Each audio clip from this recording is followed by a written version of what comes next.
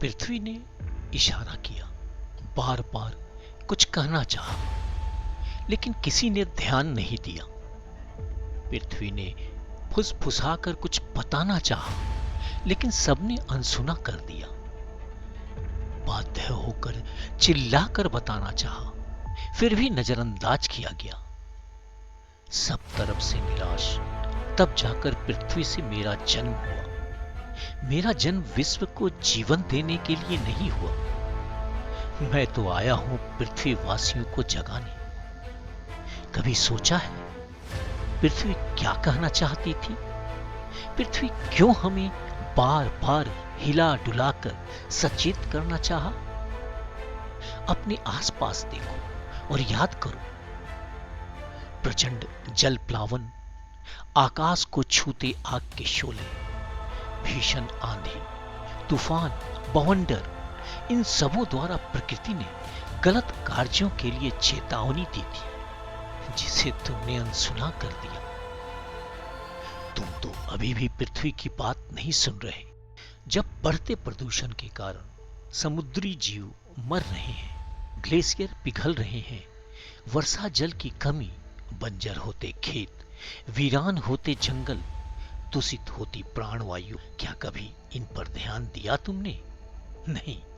महत्वाकांक्षा लोभ में देशों की सीमा विस्तार को हो रहे संघर्ष, युद्ध, आपसी घृणा में लोग मारे जा रहे हैं। इस पर पृथ्वी क्या चाहती थी कहना, सुनना चाहिए था, लेकिन तुमको तो जरूरी लगा आधुनिक संचार यंत्रों को निहारना, सुनना, उसका भोग करना। अब लो, मैं पूरे विश्व को अचंभित करने आ गया हूं। अब तो सुनोगे ही, क्योंकि बाध्य जो कर दिया है तुम्हें मैंने, अपने ही घरों के भीतर दुबक कर रहने के लिए, अर्थ के मद में मदमस्त लोगों को पंगु जीवन जीने के लिए। अब तुम्हारे सामने चुनौती है अपने अस्तित्व को बचाने की। कैसा लग रहा है?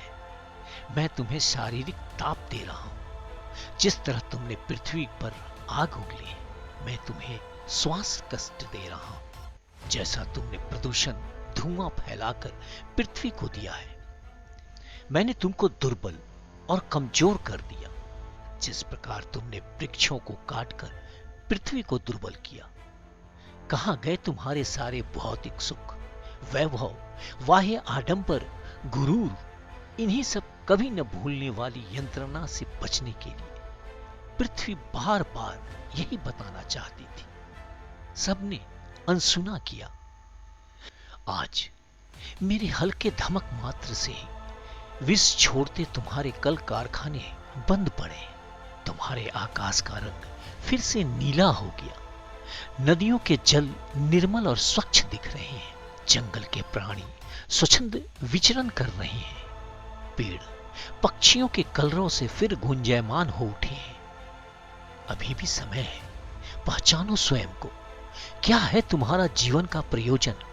पहचानो अपनी असली औकात को। फिर बोलता हूं, मैं तुम्हें कोई जीवन देने नहीं आया।